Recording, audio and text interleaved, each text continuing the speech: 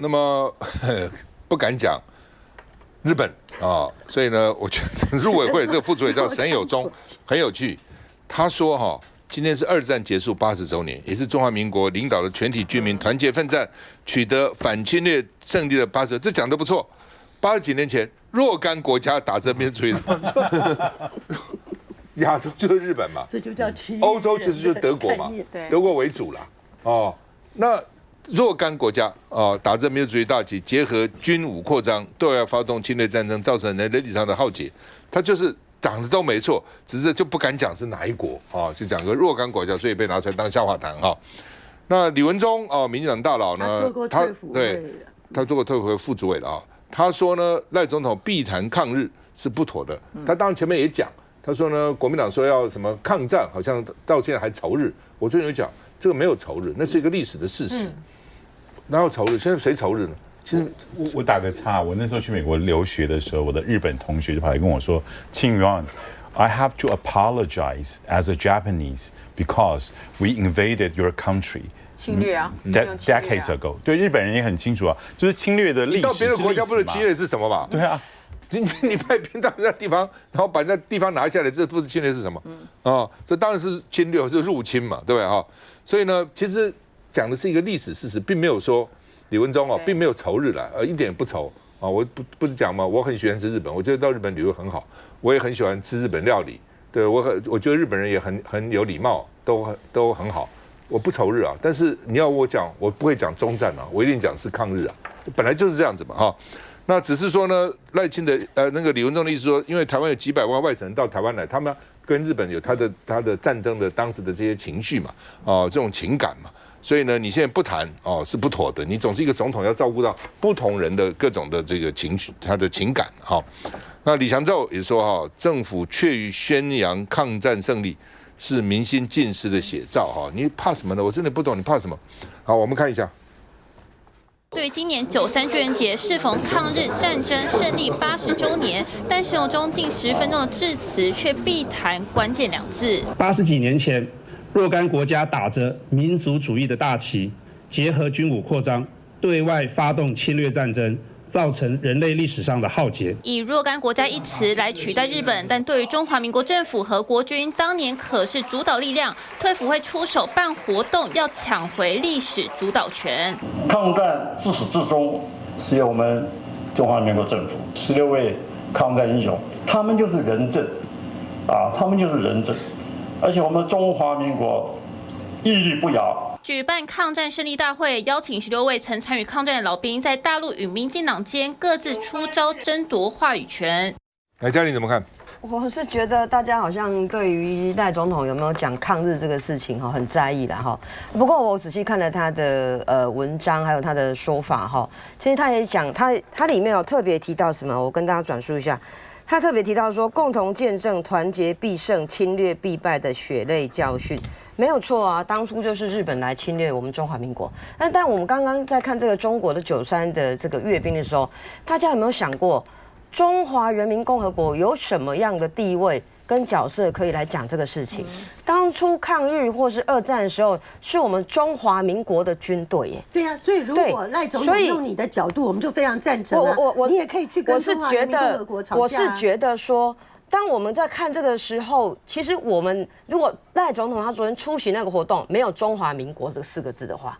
我觉得不妥。但是有那是中华民国的秋季嘛，对不对？所以无论在每一个场合，甚至有时候我们在国庆日的时候，大家都会很 care 说中华民国到底在不在，台湾在不在，到底大小，到底唱国歌是不是唱得够大声？如果觉得赖总统唱得不够大声，我们这样告诉他，下次叫他唱大声一点。所以你看，我们民进党的人有时候也蛮难为的。我们其实还蛮认同我们自己这个国家中华民国，但是我们每一次都会被放大去检视它。如果大家觉得他唱得不够大声，我愿意为大家传达，告诉赖总统，下次你唱大声一点，一定要比韩国语更大声，大家才说你是爱中华民国。有时候我们太拘泥于这些枝枝节节，没有看到其实我们现在面对中国的可能的侵略，或是中国的展示武力，它对我们民主国家的影响在哪里？我觉得我们把这个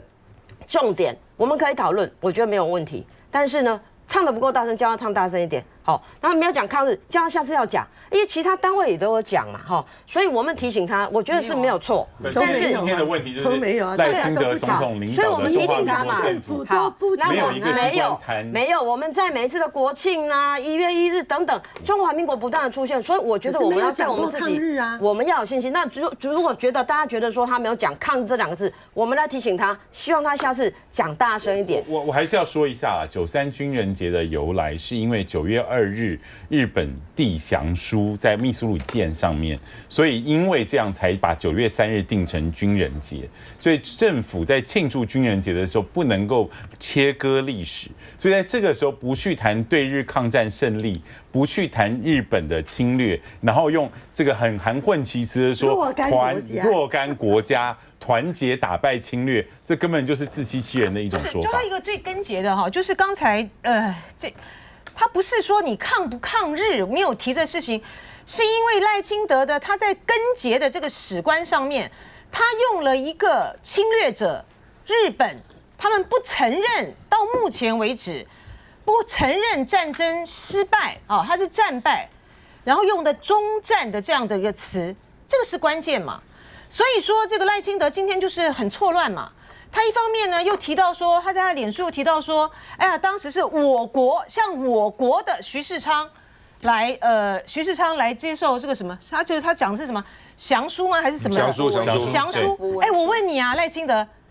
什么叫做降书啊 ？surrender 嘛。那 surrender 他就是因为他战败了才有降书嘛。那你又不愿意讲，然后你又说你又不愿意讲胜利，你又不愿意讲抗日，你只说终战。那你什么东西呢？就是莫名其妙嘛，哈，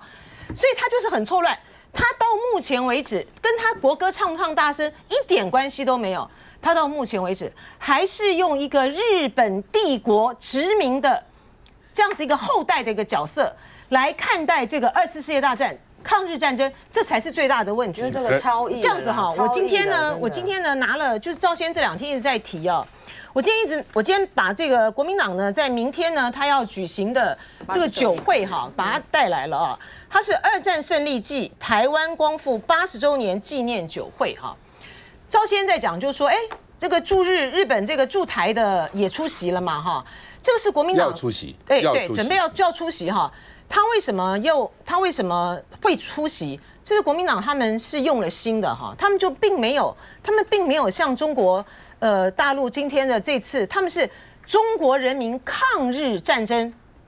暨反法西斯战争80周年胜利的纪念，他没有用抗日啊，他就跟你说，他就跟那个驻台的他们叫所长嘛啊，对，教育协会的这个头就跟他讲说，哎，我们都已经没有用抗日了，我们是用2战胜利，你可以参加吧。所以我觉得是身为中华民国总统的赖清德，他既要享受在这个中华民国总统这个宪法的这个架构之下，我们这个历史其实非常的简单，就是这一场是由中华民国政府当时的蒋介石委员长所带领的国民革命军打胜了抗日战争。然后呢，就是因为国共内战，他被打输了嘛，他到这个台湾来，有效统治范围就是台澎金马。那你今天赖清德呢？你愿意接受这个一中宪法及宪法增修条文当选这个中华民国总统，可是你却不愿意承认那一段的历史，你现在还是要以一个被殖民者的后代来去诠释这个历史，这当然不能被接受啊。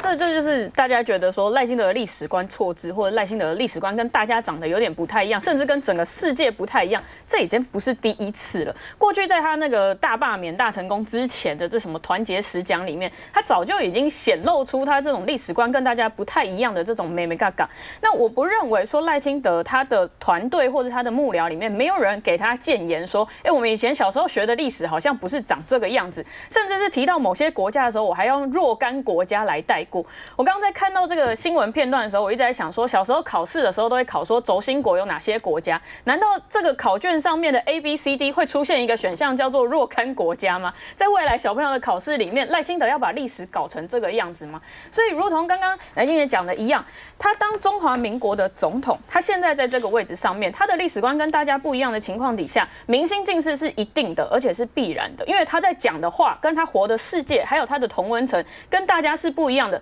所以当频率不同的时候，每一个人沟通起来就不一样。那赖清德永远在他错误的这些史观里面，或他自己的小团队里面去偏听这件事情，或是对自己过度的自信，才会让他的满意度跟信任度一直不断的下降到30几%。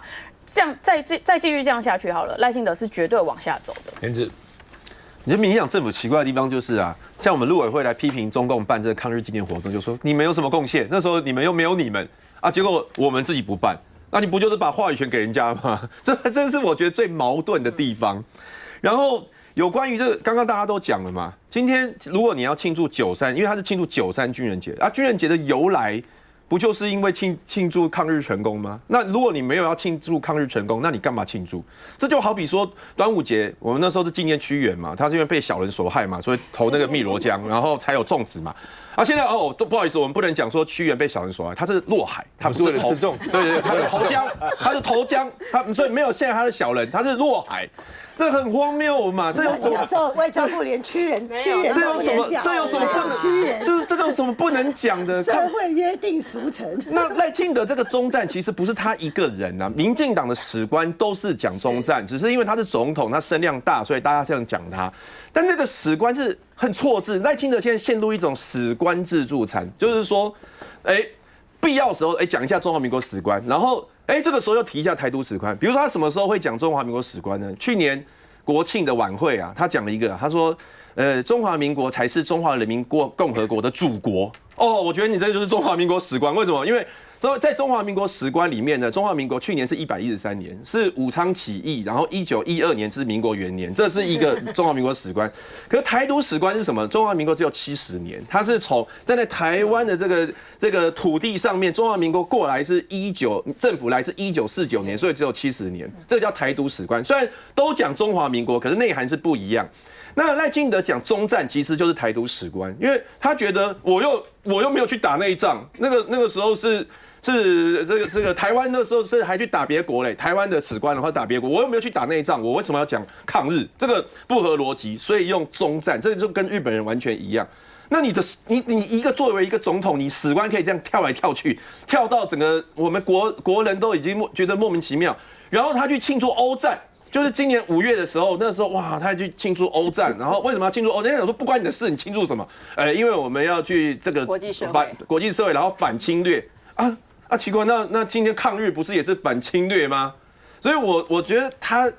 就是怎么讲哦，你都会觉得他到底作为一个总统，照道理来讲应该内涵啊、格局啊，或者是这个统领他的一个意识形态，一个一致，可就乱七八糟的，就会让人觉得他到底在干嘛？休息一下再回来。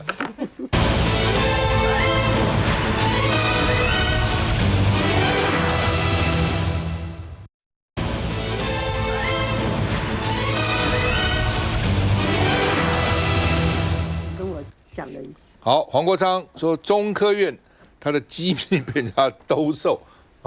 这20万啊，10万也可以，10万5万到20万啊。然后呢，那中科院说他们发现的资料复印异常，所以呢被员工拿去牟利啊，复印中科院啊，那说他们自己发现的啊，所以呢8月14号移送宪兵指挥部啊。而且报请检察官主动侦办啊，所以呢要依法严办啊，因为呢招标文件是营业秘密啊，等等等等啊。那另外呢，这个叫价10万、20万啊，这个钱少了啊，因为就大概要20万也没多少钱嘛。但是说，如果你弄成了以后呢，你要给我整个工程款的1成，这就多了。整个中科院的那个工程款是2亿4千万，1成就是2400万。这就很多了啊！换句话，他的意思是说，我有招标的秘密，我底价多少等等。你如果按照这个，你就会得标。得标以后呢，你就要过1成。哦，你这个只是买一个这个小菜，先买一个文件啊等等啊。那另外呢，所以呢，中科院呢九鹏标案啊，突然撤销了。它叫鹏源，就是九鹏飞弹基地了啊，被撤销了。那中科院就是他们自己发现的啊。然后呢，说因为他自己发现啊，所以呢依法严办。那黄国昌就是乱讲，胡说八道哦。4月就有人去检举，4月就有人检举，中科院不受理，不受理所以呢没办法，只好我们这跟立委去检举哈。然后呢说呢还有多个机密外流，不是只有这个哦，因为常常这检举是这样的，检举以后呢，如果有些很多人是跟那个当事的机关检举，那你不处理，他就找民意代表啊，那找民意代表也是，他可能有时候不是同时给2、3个，如果你这个2、3里面呢都不理，他就换别的。或者有一个理，他以后的资料就继续给这个，其他就不给了，哦，就变成这样子啊。所以呢，黄国昌为什么他最近料特别多？我想他报的很多，你报的越多，给你的料越多，你给你料多，你就报的越多啊。那另外呢，这个所以国民党说国家机器，中科院多么重要，1年1000亿以上的预算给他，1000亿以上的，什么研发火箭啊，研发飞弹啊，研发这个研发那个都给他，哦，那怎么还泄密呢？所以呢，民众党说难怪匪谍一堆啊。那另外呢，整机部也点名中科院，所以你怎么去买大陆的零附件呢？哦，照理讲我们有自己的，你用了他的零附件，那这样的武器会不会发生问题呢？补给会不会发生问题呢？等等，我们看一下。立委黄国昌发文揭露中科院的机密资料，遭内部员工向厂商兜售。中科院没否认，说半个月前已移送县指部，报请检察官主动侦办。这标题为彭园院区建置智慧型监控直管系统网电基础工程基本设计第2次进度管制会议，资料时间是今年的1月14号。指出这些资料很敏感，因为这彭园院区非同小可，就在九鹏基地。去年8月，九鹏基地内直击2发射，光是前往拍摄就要签署保密协议，镜头也不能随便拍。乘坐的游览车进出得全部拉下窗帘。中科院公布营区内的照片，也几乎看不到户外特征，这里被称作为台版51区。中科院更是在九鹏基地内测试各式飞弹和火箭武器系统，这外泄资料字眼包括详细材料及规格规范、监控和设计图。我认为是有图利，因为把这个规格拿出去，特定章拿到之后，就可以把这些不管是押标金还有绝标金，它可以概率的算出来。跟军方人士了解，这外泄资料出现 Tom Tank 和一串号码的浮水印，就是利用军中影印机才会出现。翻开国军故事提供给媒体的采访手册，也有类似这样的浮水印。以陆军为例，前面就有 Army， 海军呢就有 Navy， 再配上字母还有数字，其实很容易就可以追溯到列印的印表机和电脑。后面警示会议也有文件外泄出去，就有注意到这件事，确实是由厂商来跟我们汇报这个事情。疑似是自家员工提供特定对象牟利，中科院喊出依法严办。这九鹏标案周一也突然撤销，显示触碰到敏感神经。这人怎么回事？我觉得这个中科院它负责产制、维修，还有负责很多研发我们国家的这个武器哦，可以说是非常的重要。重点就是刚刚成儒大哥所提到的，它每一年大概有1000多亿，但是它常常不受我们政府法规上面的限制，特别不受这个所谓的采购法的相关的限制，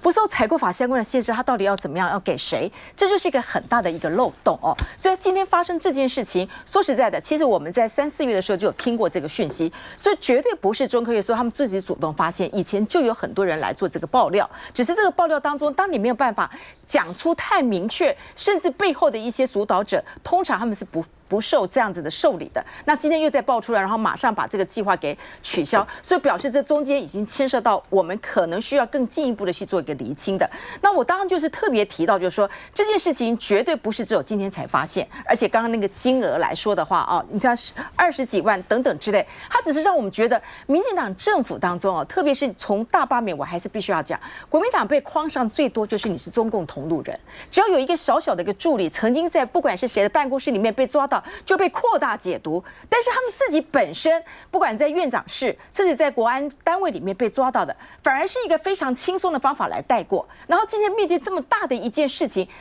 中科院呢，这个是我们国家最先进、不管你可不可以说它的这个技术好不好，起码是中华民国唯一最先进，我们所有的研发都在这个地方，不管是维修还是做这个产制，都在这个地方。你用这个方法，用20万方法去做兜售，难道背后没有更大的利益？然后呢，3、4月就已经揭发的，为什么到现在才来做这样的一个处理？然后呢，我们在被称为中共投入的过程当中，你是不断的放大，然后这件事情来说的话，你到目前为止，他们说他们已经受理，我们真的要严格盯紧，他未来要怎么来解脱这件事情。但是我说实在的，我一点都不是太乐观，因为过去对于这个所谓共谍的案里面，你看他们怎么处理，还不是清清楚楚就这样过去。然后呢，每一次他们到最后里面是不是往上追，然后追到的部分的结果到底是如何，也没有给我们一个交代。但是以这件事情来说，我必须要说，真的要彻查到底，而且这中间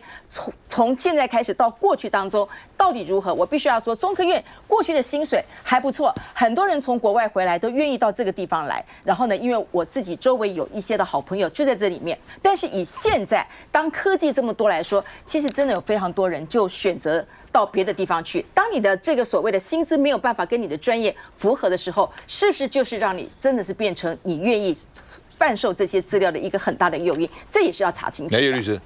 因为我在中科院服役过哦，那个时候在采购室、法律顾问室哦，然后所以我其实有点困惑，因为招标的时候你本来就要把规格这些去做一定程度的公开，因为你不公开的话，人家没有办法来决定我怎么定价格。好，我要告诉人家说我的规格是什么，所以你才能够决定价格来投标。所以我其实比较好奇说，本案到底是本来就要公开的采购的规格被这个怎么泄露？最多就是时间差吧。如果你先知道了以后，你可以先去准备，还是什么状况？我觉得其实还是要了解一下。不过就是如果是4月的时候，早就已经知道有这个状况，中科院到了上个月，然后才说我移送法办。8月14号，对，8月14你才说我移送法办，然后你说我主动调查，发现我觉得这个讲不过去了哈。那如果3、4月就已经知道了，你当时就应该要移送了，然后你搞到立法委员都已经揭弊了，再出来抢功说没有我主动移送，我觉得这个是说不过去的。对，我看了这个资料，我刚刚也好奇，就本来招标文件本来就要给人家，他可能不止了，他把那个招标之前开会讨论，我们到时候要重视什么，大概比较详细的东西就是让你从这个文件里面推敲那个标规，让你比较容易去得标，我想可能是这样了哈。但不管怎样了哈，就是说这个机密的资料这样泄露出去啊，在外面兜售哈，那老共会不会知道呢？如果你能这样搞，他一定知道啊，对吧？你现在要发展什么都很清楚啊，那都是守密在什么地方？这最重要的机密在这里啊，最重要的机密在中科院了。现在再回来。对呀。